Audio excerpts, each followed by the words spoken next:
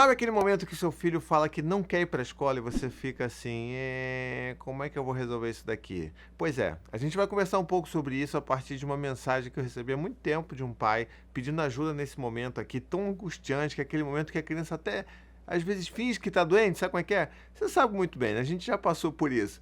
Vamos conversar sobre todos esses temas hoje aqui e eu tenho certeza que você vai gostar dos insights que eu vou trazer, tá bom? Então fica aí que você vai gostar. Mas antes, aquele recadinho de sempre, né? Se você tá aqui assistindo esse vídeo, já deixa o seu like, já verifica se você tá inscrito no meu canal. Se você não é inscrito ainda, se inscreve, poxa, ativa o sininho. Eu tenho certeza que você vai gostar de todos os outros vídeos sobre infância, relacionamento, parentalidade que eu faço aqui no canal toda semana. E se você se inscrever, você sempre vai receber todos os vídeos novos que eu produzo aqui no canal. E olha, é vídeo pra caramba, então pode confiar que você vai gostar. Mas vamos lá então, qual que é a conversa de hoje, né? Essa coisa de você, poxa, às vezes seu filho não quer mais ir pra escola, reclama, chora.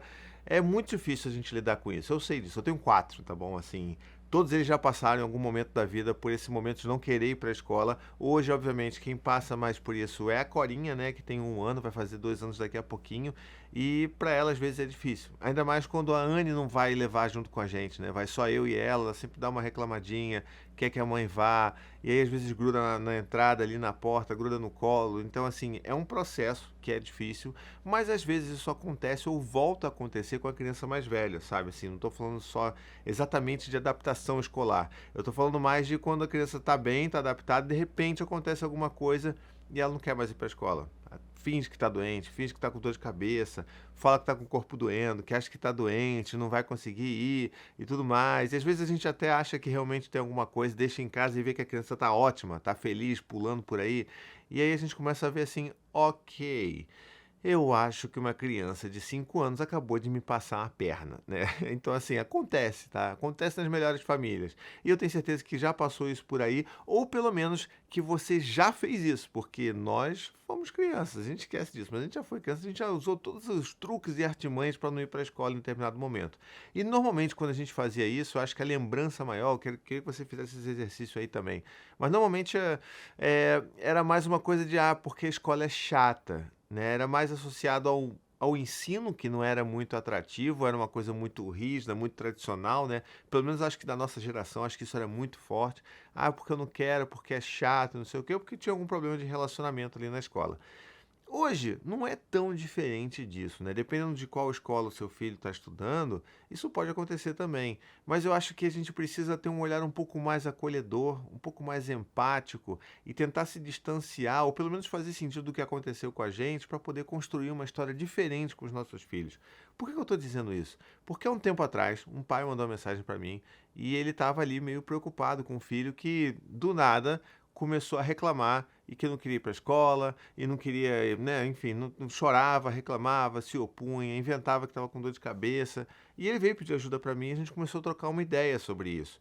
E assim, é uma questão que não é tão simples assim, porque ela atravessa a gente de várias formas, né? Então, para começo de conversa, atravessa como nós lidávamos com a escola e como os nossos pais lidavam com a gente nesses momentos. A resposta padrão que esse pai estava dando para esse filho, no final das contas, era muito parecido com o que ele provavelmente recebia na infância. E eu tenho certeza que você vai se identificar com isso.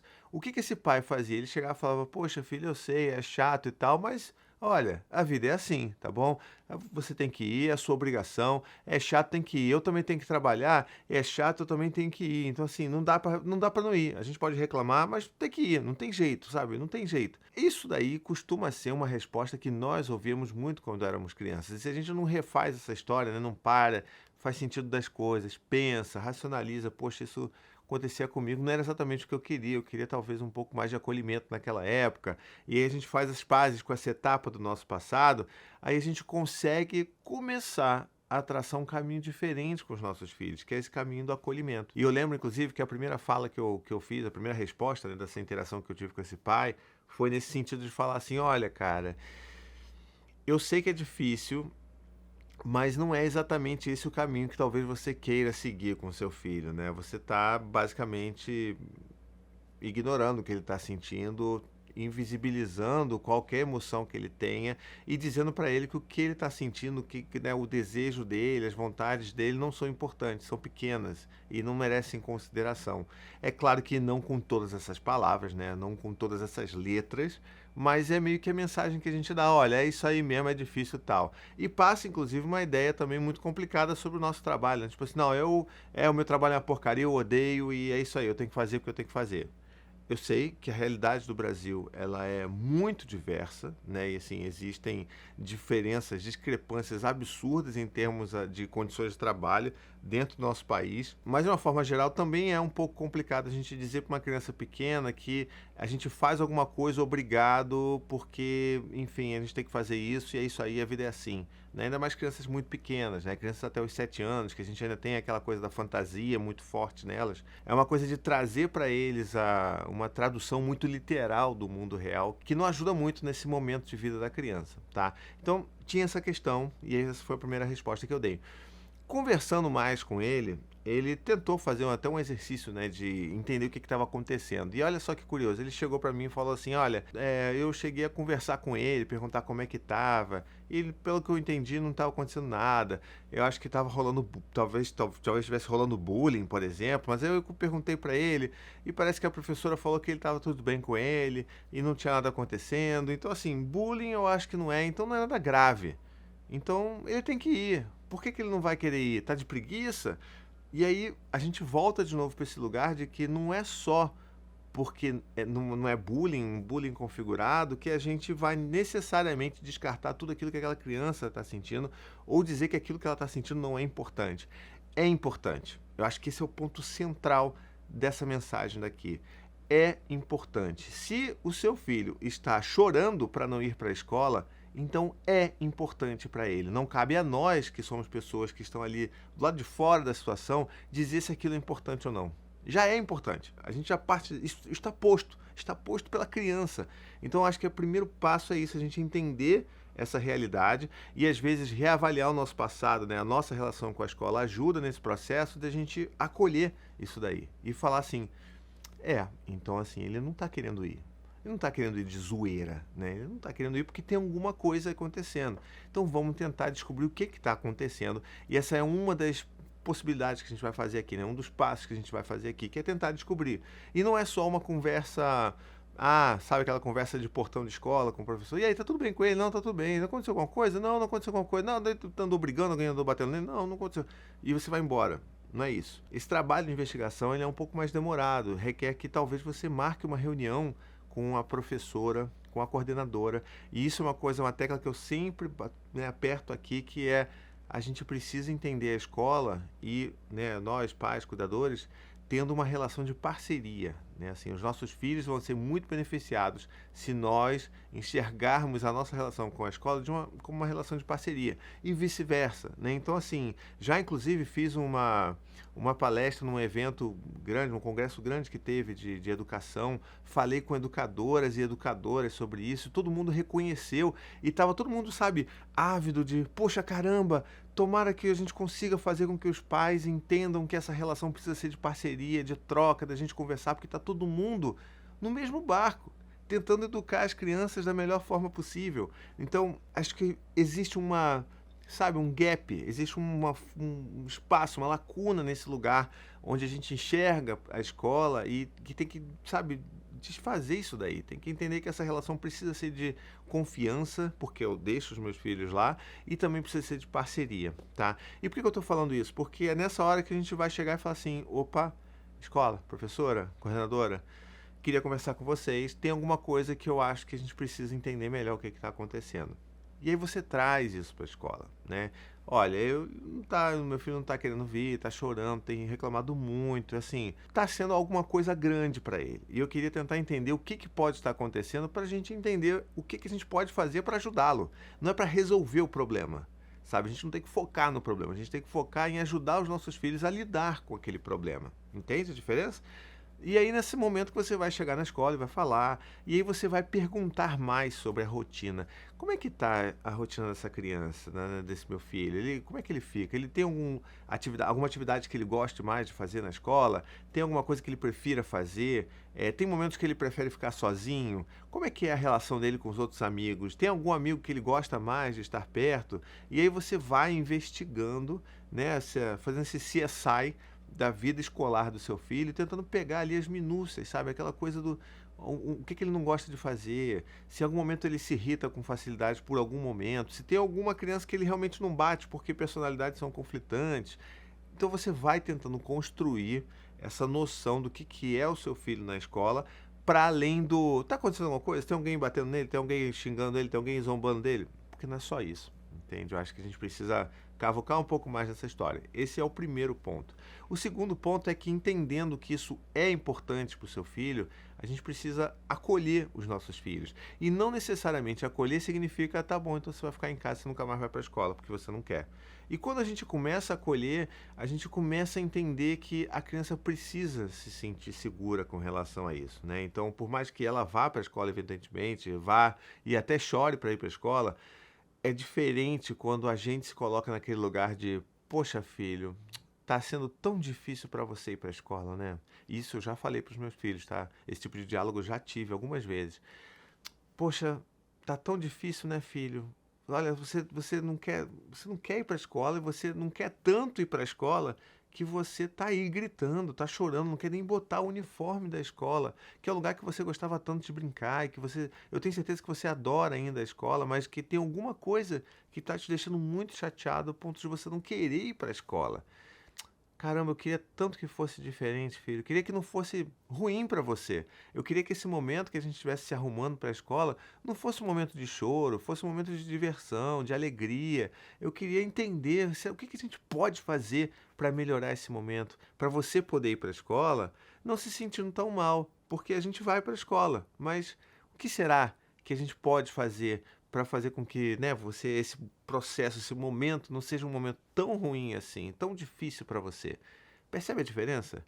A gente está convidando a criança para pensar o que ela pode fazer, que a gente pode fazer para melhorar aquele momento. A gente está convidando a criança para ser entendida de, poxa, o papai e a mamãe me escuta, eles estão me vendo, eles estão, sabe, o que eu estou sentindo é real, não é pequeno, não é bobeira, eu não tenho que engolir esse choro.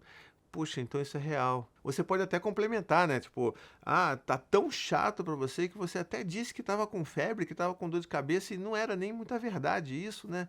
Poxa, que difícil isso, filho. Como é que a gente pode resolver pra isso não ficar tão ruim assim?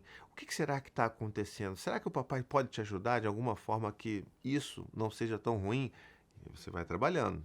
Vai trabalhando. Então, esses dois momentos ali, o de conversar com a escola, o de acolher a criança, mesmo que ela não fique em casa, são os dois pontos chaves, sabe, dessa discussão, de como que a gente pode, de fato, ajudar os nossos filhos com esse momento, que é, de fato, muito difícil. Então, esses são os dois pontos principais que a gente faz para começar a entender e acolher e tentar resolver essa questão ajudando os nossos filhos efetivamente, né? Eu lembro que quando eu conversei com esse pai, por exemplo, ele trouxe que em algum momento ele percebeu que ele tinha começado a não curtir tanto a escola porque um grande amigo dele, tipo um dos melhores amigos da escola, saiu da escola e foi para outro lugar, sabe?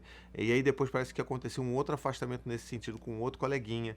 E aí ele, né, chegou a notar isso, mas não, tudo bem, não é isso que acontece, tá tudo bem e vambora, né? Mas não é. E aí talvez esse seja um caminho bom a gente seguir também, ou seja, a gente começa a ouvir, a validar o que ela tá sentindo, ela vai trazer alguma coisa, a gente vai juntar com alguma mudança do contexto, na rotina, porque assim, as coisas não são diretamente ligadas, sabe? É uma trança ali de coisas e acontecimentos na vida da criança que podem afetar nesse momento. Então assim, às vezes uma separação entre os pais pode ocasionar né, uma mudança ali no processo escolar da criança. Pode acontecer uma mudança de casa, né, uma mudança de ir para outro lugar, um afastamento de algum amigo, algum momento, a perda de um avô, a perda de um gatinho, sabe? Muitas coisas podem influenciar isso daí e a gente não pode só focar no que está acontecendo dentro da escola. Às vezes são coisas externas à escola que estão fazendo com que ele não queira ir, que ele queira mais se sentir cuidado, amado, acolhido, sabe? Eu quero ficar em casa com meu pai, em casa com a minha mãe, no meu ninhozinho, no meu colo, porque não tá fácil a minha vida. Então a gente precisa exercitar isso daí para tentar descobrir essas coisas. E aí, é claro, a gente vai fazer isso acolhendo os nossos filhos, falando, poxa, é tão difícil, filho. Eu também, quando era criança, eu lembro que o meu melhor amigo da vida toda saiu da escola. Eu fiquei tão triste, eu nunca mais queria ir para aquela escola, porque aquela escola me lembrava esse meu amigo e eu ficava triste e doía o meu coração só de ir para aquela escola. Eu não queria ir mais para ela por causa disso. É muito difícil, filho. Quem sabe a gente consegue melhorar isso daí, você consiga fazer amizades com outras crianças e a gente consiga encontrar o seu grande amigo em outros momentos fora da escola, porque também dá para fazer isso. Então percebe? Tem tanta coisa que a gente pode fazer. A gente pode, por exemplo, a partir dessa perspectiva, tentar entender se é possível, né, se encontrar algumas vezes ao longo dos fins de semana, da vida, num parque, sei lá, com esse amigo que saiu da escola e foi para outra escola. É claro, se ele se mudou de estado, vai ser muito mais difícil fazer isso.